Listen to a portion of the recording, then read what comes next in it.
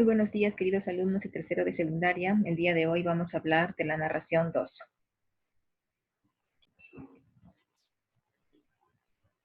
Érase una vez. Así empiezan las historias, ¿verdad? Vamos a ver qué es la narración. La narración, como bien recordarán, es la presentación ordenada y clara de una serie de hechos que le van a suceder a unos personajes verídicos o imaginarios. Aquí tenemos un ejemplo, vemos a Chupitos. La narración va a tener va a tener una estructura. Vamos a recordar cuál es su estructura. Exposición o inicio, donde se presentan los personajes. El nudo, donde se presenta el conflicto o el problema que va a atravesar el personaje. Y el desenlace, donde se va a desarrollar, resolver el conflicto del personaje. Vamos a pasar ahora a ver cuáles son los elementos de la narración. Los elementos de la narración son narrador, personajes, tiempo y espacio. Estos 4 elementos siempre están presentes en toda narración. ¿Quién es el narrador? El narrador es la voz que cuenta y relata los sucesos o historias o anécdotas que le van a suceder a unos personajes. Recuerda que el narrador no es el autor, no es lo mismo decir narrador y autor. El autor ha inventado al narrador para que pueda contar esta historia o este relato, ¿sí? Aquí tenemos, mira, el fondo de un túnel. Este fondo nos representa la novela El túnel, en donde el narrador está en primera persona y es el protagonista Juan Pablo Castel. Ahora, continuemos. ¿Quiénes son los personajes? Los personajes son los entes o los elementos que van a llevar a cabo las acciones contadas por este narrador. Por ejemplo, en la novela El túnel, aparte de Juan Pablo Castel, tenemos que participan como personajes a María Iribarne, Hunter y el esposo de María, Allende. El tiempo va a adquirir un valor diferente según se trate de un relato o real o imaginario, ¿no? Hay diferentes tipos de tiempo. Más adelante vamos a observar cómo es que el tiempo juega un papel muy importante en las narraciones. Por ejemplo, en esa novela del túnel vemos que el protagonista, el narrador, va a contar los hechos yendo desde un punto en el presente, volviendo hacia el pasado. Ahorita vamos a observar todo esto. El espacio es el entorno, el ambiente que va a rodear a esos personajes, es el lugar donde van a transcurrir estos acontecimientos.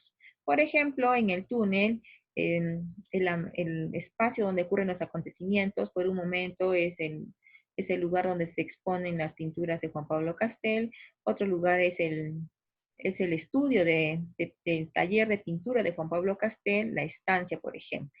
¿Sí? Vamos a desarrollar más ampliamente cada uno de esos elementos. Continuemos ahora con lo que es el narrador. A ver, vamos a ver que de acuerdo al punto de vista del narrador va a dividirse en dos, en narrador personaje y narrador no personaje. El narrador personaje a su vez se subdivide en narrador protagonista y narrador testigo. El narrador protagonista es aquel que va a contar los hechos en primera persona, va a contar lo que le suceden a él, la historia gira en torno a él. Por ejemplo, aquí en El Gato Negro, el protagonista nos cuenta cómo es que llevado a cabo un crimen en base a sus experiencias y todo ello. El narrador testigo nos va a contar, también es un personaje que participa dentro de la historia, quien va a contar esta historia. Va a contar lo que le sucede al protagonista, el personaje principal. Por ejemplo, en la obra Los Cachorros, en los amigos de Cuellar van a contarnos qué le sucedió a Cuellar, que es el personaje principal. Luego vamos a ver que hay un narrador no personaje, que no participa dentro de la historia y que está escrito en tercera persona. Se divide a su vez en narrador omnisciente y narrador observador externo. El narrador omnisciente es aquel que nos cuenta en tercera persona lo que le sucede a estos personajes. Es el que todo lo sabe, todo lo ve. Él sabe lo que es el pasado, presente y futuro de esos personajes. Sabe lo que piensan, lo que sienten. El narrador observador externo nos va a contar lo que le suceden a estos personajes en tercera persona, pero a manera de que estuviese observando una pantalla de televisor, una pantalla de una película. Vamos a ver que al narrador personaje se le conoce también como homodiegético y al narrador no personaje se le conoce como heterodiegético. Continuamos ahora viendo los personajes. Los personajes, recuerda que te había indicado que son los entes de ficción, ¿no es cierto? Es la pieza clave de la narración. Y según su función, se van a caracterizar, según su función tenemos que hay narrador, o perdón, personajes principales y personajes secundarios. Según otras funciones, hay personajes simbólicos, personajes inventados, imaginarios.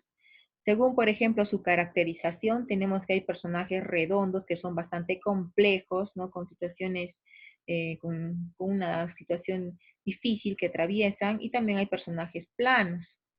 Ahora, veamos que los personajes principales pueden ser protagonista y antagonista. Aquí tenemos una novela de Harry Potter donde podemos visualizar los personajes principales y secundarios. Los principales, sabemos que el protagonista vendría a ser Harry Potter. En su antagonista, o sea, el que se opone a ese personaje, es Lord Voldemort. Y los personajes secundarios en esta novela vendrían a ser Hermione, acá Ronald Weasley, acá tenemos muchos más, ¿no? Los profesores de Harry Potter. Vamos a pasar ahora a ver la función simbólica. Esta función simbólica va a representar una realidad abstracta, en base a personas reales. Un ejemplo de esto es la metamorfosis. Aquí tenemos una imagen de la novela La Metamorfosis, donde el protagonista, Gregorio Samsa, ha despertado una mañana convertido en un insecto. Aquí él está representando simbólicamente la incomunicación en la que vivía, ¿no? Con su familia, está representando ese rechazo del cual era víctima. Y no solamente por su familia, pues, sino por toda la sociedad. Él solamente se dedicaba a trabajar y mantener a su familia. Vamos a ver luego los personajes inventados. Los personajes inventados son ficticios y son personajes ficticios inventados a partir de rasgos reales, ¿no? A partir de personas que el autor ha inventado estos personajes tomando como base a ciertos personajes reales. Y finalmente tenemos los personajes imaginarios, que son personajes netamente de la fantasía del autor. Por ejemplo, yo me puedo imaginar, ¿no? Que en una novela que yo quiero hacer, puedo imaginarme que hay un perro de color azul que habla, ¿no? Ese sería mi personaje imaginario. En mi personaje inventado yo puedo imaginarme que en mi historia yo tengo una hermana, podría ser de pronto eso, ¿no? Muy bien, continuemos con el tiempo. El tiempo en la narración es muy importante y el tiempo lo vamos a ver el tiempo desde dos puntos de vista, según el orden cronológico y según los hechos en un determinado tiempo. Según el orden cronológico, vamos a ver que existen un tiempo lineal, un tiempo retrospectivo y un tiempo de anticipación. A ver, el tiempo lineal se refiere tiempo lineal a que la narración va a estar contada en, en forma secuencial, en forma cronológica. O sea, se va a empezar por un pasado, luego se va a seguir por un presente y un futuro. Entonces, el tiempo lineal cuenta los hechos en forma cronológica, cuenta lo que le van a pasar a esos personajes en, en el pasado, en el presente y en el futuro, sin una ruptura en el tiempo. En cambio, el tiempo retrospectivo, aquí es donde el autor o el narrador va a contar los hechos, pero volviendo al pasado. O sea, va a hacer saltos en el tiempo, va a contarnos hechos que van a suceder en el pasado. Y este tiempo retrospectivo, a su vez, se va a subdividir en dos. Hay un tiempo que se llama flashback y raconto. Justamente el flashback y el raconto vienen a formar parte de las técnicas narrativas modernas. El flashback se refiere a un recuerdo que va a tener el personaje. Por ejemplo, cuando aquí estamos observando una imagen de la novela de Pedro Páramo. Aquí observamos cuando el protagonista está yendo a Comala, de pronto recuerda, ¿no? A su madre, ¿no? Le recuerda la promesa que le hizo a ella, le dice, corre a Comala, júramelo que irás a reclamarle a tu padre todo lo que nos debe, reclámaselo con creces, hijo mío, le dice, ¿no? La señora Dolores Preciado a su hijo, Juan Preciado. Y poco a poco este joven, Juan Preciado, cuando va yendo a Comala, va recordando algunas cosas que su madre le contaba. Y asimismo los personajes que intervienen en esta novela también van a ir recordando cosas así, ¿no? Así van a ser recuerdos fugaces, veloces.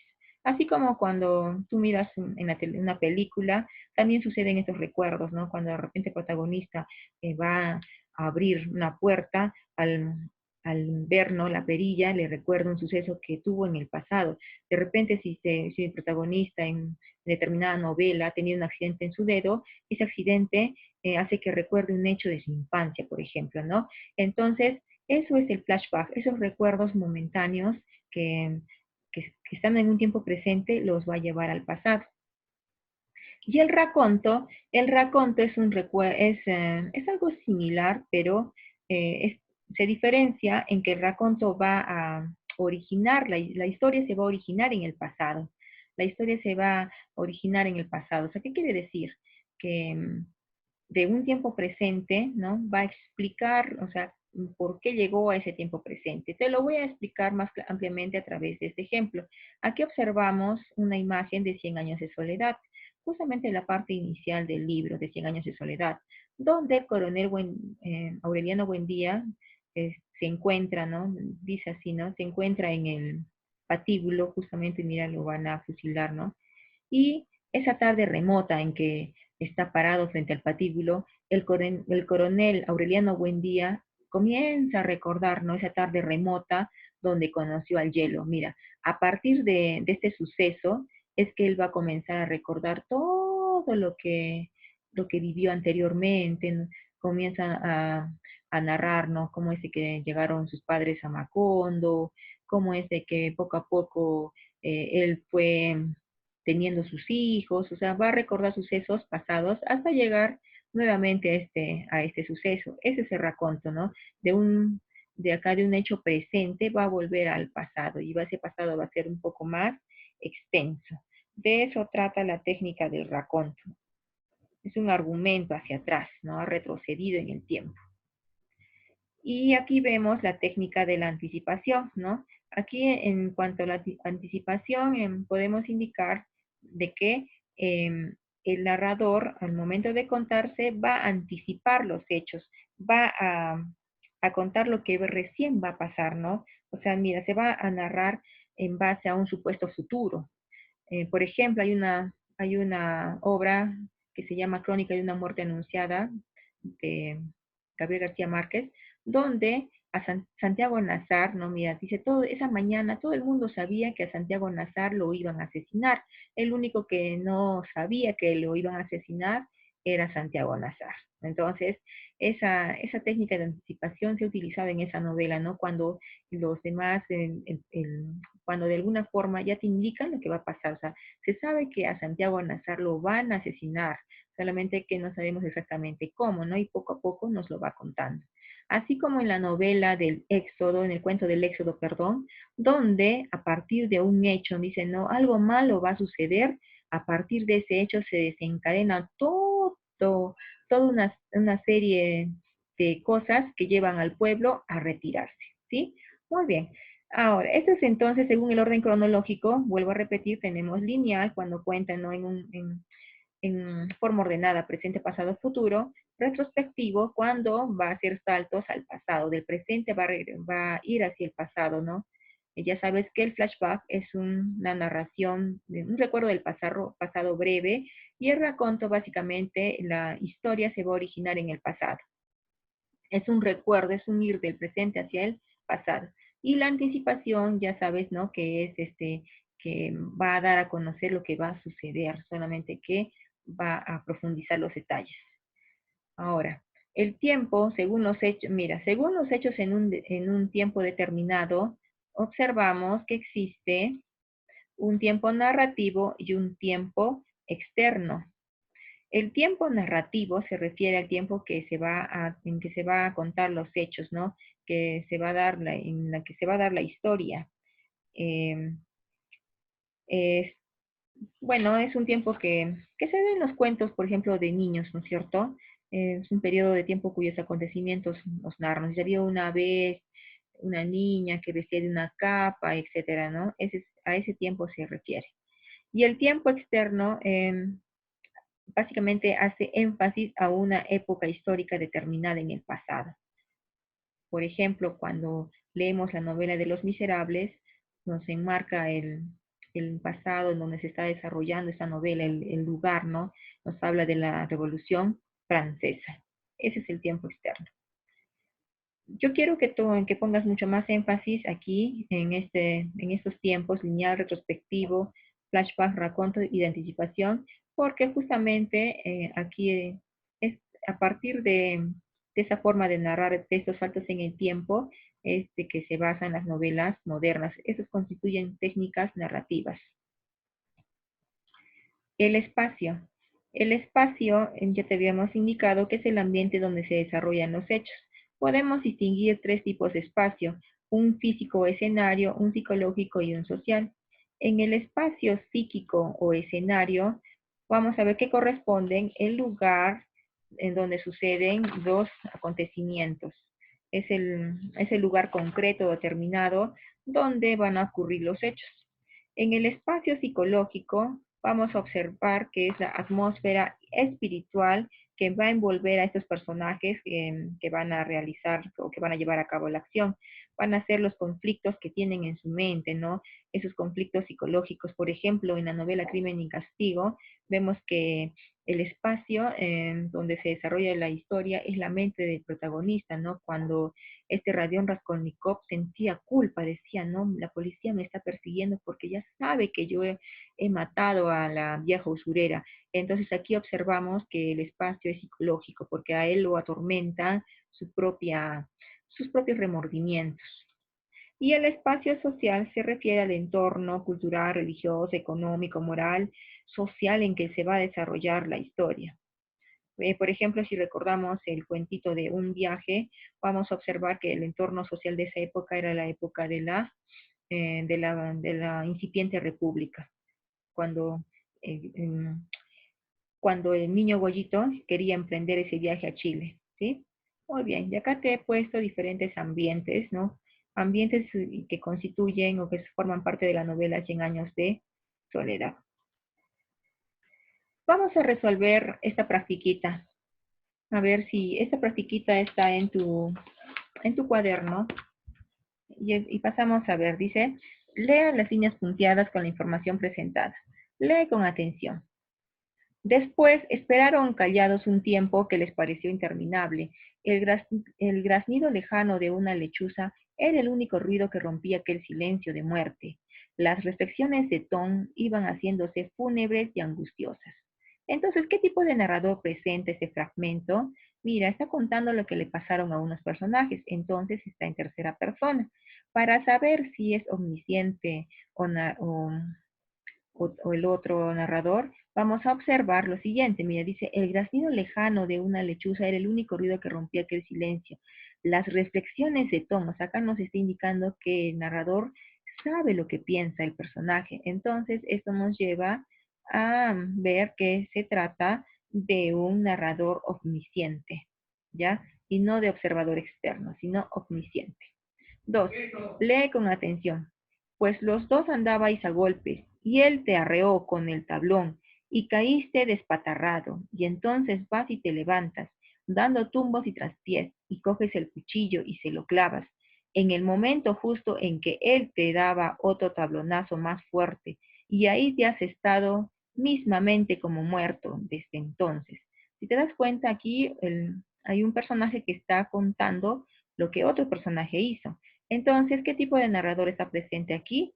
Narrador testigo, porque está contando ese personaje lo que el otro hizo, ¿sí? Mira, acá dice, técnica narrativa en que el hablante se dirige a sí mismo Usualmente expresa en primera persona sus pensamientos y temores. Su construcción gramatical sigue las pautas normales. ¿Cómo se denomina? Ya no te he explicado esto, pero ahora te lo explico. Hay técnicas narrativas nuevas como el monólogo interior. El monólogo interior es aquella técnica en la cual el personaje va a dejar fluir su conciencia, ¿sí? Así como cuando tú de repente, ¿no? Al final del día, en la noche, cuando estás echadito en tu cama, comienzas a pensar qué has hecho durante ese día. Esto es lo mismo que sucede aquí, ¿no? Mira, va a expresar en primera persona sus pensamientos, sus temores. Esa técnica se llama monólogo interior. Entonces, respuesta, monólogo interior. 4. Es una técnica que dentro de una acción narrada en el presente se recurre a otra en el pasado sin que la acción principal pierda su vigencia. O sea, los hechos no están en el pasado, sino en el presente, ¿no? Es una técnica muy utilizada en el cine a través de la imagen visual y la narrativa contemporánea la usa de manera muy positiva. Mira, entonces como el ejemplo que te dije, ¿no? Cuando de pronto el personaje ve que su dedo está sangrando, ver ese dedo sangrando le recuerda una acción que pasada, ¿no es cierto? Esa es una narración breve, estamos hablando del flashback. 5. Consiste en contar un argumento hacia atrás en el tiempo, o sea, alterando el orden secuencial y lógico. Mira, acá te dice, ¿no? En contar un argumento hacia atrás, o sea, por ejemplo, del coronel Aureliano Buendía, que se encuentra frente al patíbulo y ahí comienza a recordar desde atrás, ¿verdad? Entonces, esta técnica que se ha utilizado aquí se llama raconto. 6. Se narra lo que supuestamente sucederá en el futuro, bajo las formas de adivinación o sueño. Se le denomina anticipación. ¿Sí? 7. Técnica narrativa en la cual la acción o historia termina donde empezó. Esto permite tener una visión retrospectiva. Aquí estamos hablando también del raconto, ¿no? La historia termina donde empezó. O sea, yo estoy, digamos, de lo que está terminando, por ejemplo, del gato negro, ¿no? Él está en la cárcel, ya lo han ajusticiado, y él está contando por qué pasó eso, está yendo hacia atrás.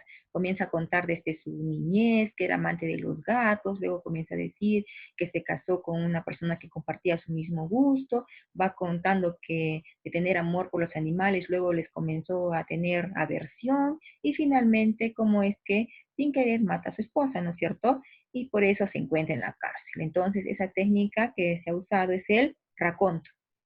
8. Cuando la acción sigue el desarrollo normal de una historia, o sea, un inicio, cuenta el inicio, desarrollo y término, estamos hablando de una narración lineal, ¿no? Que cuenta en un tiempo cronológico, de pasado, presente y futuro, ¿sí?